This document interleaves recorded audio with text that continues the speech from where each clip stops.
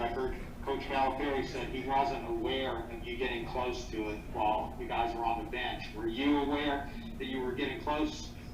First of all, thank you, but nah, I didn't even know like that was the assist record, and then one of the staff was like, "You need one more," but like I was already walking out the huddle, so I really didn't know what he was saying. But then once I got close to it, I think I got 15. All my teammates on the court were telling me, they were like, "Yo, like you just need two more, and you could set the record." And I was like, "Oh shoot!" So that's what I kind of just went out there and did just to get the last two, really. Gary Tipton, go ahead. TyTy, how did you feel? What was your initial reaction to learning Savir would not be playing, and the onus would be on you? Uh, so like after the LSU game, I kind of already like had a feeling that he wasn't gonna play because like there was no need for him to try to rush back. I feel like we got this team has really good depth on here, so we he goes down, next man steps up, and that's what I feel like we did tonight. But just coming into the game, once I found out like he wasn't playing, I just knew that I had to just step up as a leader. And just going through this whole week of practice, my teammates, they're all telling me like, we go as you go, so you just lead us. And just having guys that's older than me telling me, even though I'm a freshman, like, we're going to rock with you. Anything you tell us, we're going to do. So just be out there, be comfortable, be a leader. That takes a lot of pressure off of me. John Hale, go ahead. John Wall had the record previously. I'm curious, what does that day mean to you? How much did you kind of grow up watching him play? It excites me. I mean, it's John Wall. I watched him play. I watched a bunch of his highlights at Kentucky. Watched him in the NBA a lot. So, just for me to go out there and break the record, which is exciting to me because a lot of other great point guards came here as well. So, I mean, I could be the one who said, I went to Kentucky, I set the record, and, hopefully it gets, set for a minute. Hopefully nobody breaks it. But to the next person who does break it, congrats to them. Kyle Tucker, go ahead. Yeah, I was actually going to ask something sort of similar about the significance of breaking a guy like John Wall's record, but in a different direction. I'm sure you envisioned that you could play point guard this well, but you've kind of been used as off the ball and more as a scorer for this team. Kind of knowing what your role is going to be and what it has been, could you have imagined a game in which you had 17 assists? I mean, coming in, like you said, I was known as being a scorer. So, like, coming out of high school, I was known as being a scoring point guard. But, like, my true, like, talent's always been just being a natural playmaker. So, just going out there tonight, I mean, I was just taking whatever the defense gave me. If that was me getting a pull-up or getting to the rim or just finding my teammates. And my teammates did a good job tonight just making shots. So, I mean, I feel like when I'm off the ball, I feel like I'm still a point guard, even with TyTy still being on the floor. I just know my role is a little different because, we're both point guards at the end of the day, but my role is a little different. I just got to make baskets. Larry Vaught, we'll come to you. Yeah, just wondering, TyTy, have you ever had 17 assists in a game before? And how did your teammates know during the game you were that close to the record? You knew nothing about it.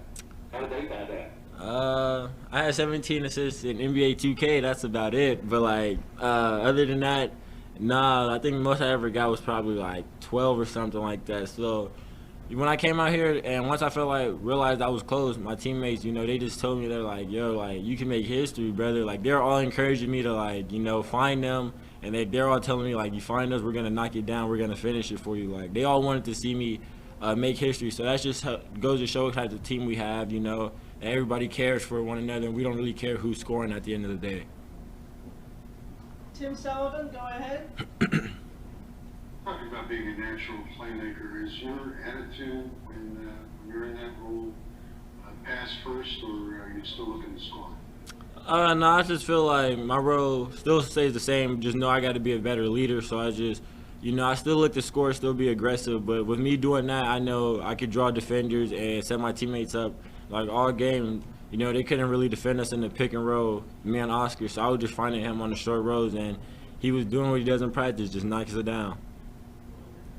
Christos, go ahead. Hey, TyTy, great game, first of all. For you, Cole, how comfortable do you feel when you have the ball in your hands, make plays for yourself, make plays for your teammates, and what it means about your growth as a player? I feel like my growth, I'm just showing, elevating my game in all categories, but my biggest concern is just keep growing on the defensive side of the ball, I want to be a little more active on the defensive side of the ball. I feel like that can always help, I feel like we're a defensive team, so I got to step my tone up a little better. But as far as offensively, just stay aggressive, keep looking for shots. Most importantly, just keep creating for other guys around me. I mean, Davion had a good game today, same with Oscar, Keon. Kellen really didn't shoot it that well, but he still did other things to help us. So, when I'm in the point guard role, I feel like it's my priority, to make sure the guys are straight, getting their opportunities to score the ball when we need them to. John Hale, we'll circle back to you. I think Xavier had a game with 14 assists earlier this season. What did he say to you, and how much do you think he's going to be gunning for that record automatically when he comes back? So right after the game, he just started calling me PG1. He like, I don't need to come back. Like, you got it under control. You're PG1 now. Da da da. He just was super excited for me that I got the record, and he was just pretty much telling me like, when he gets back, continue to be who I am, continue to play how I just played tonight, with or without him on the floor. Like he said, he was just telling me like, at the end of the day, I know how to play basketball pretty good. So he was just telling me just be who I am, just be comfortable in my skin.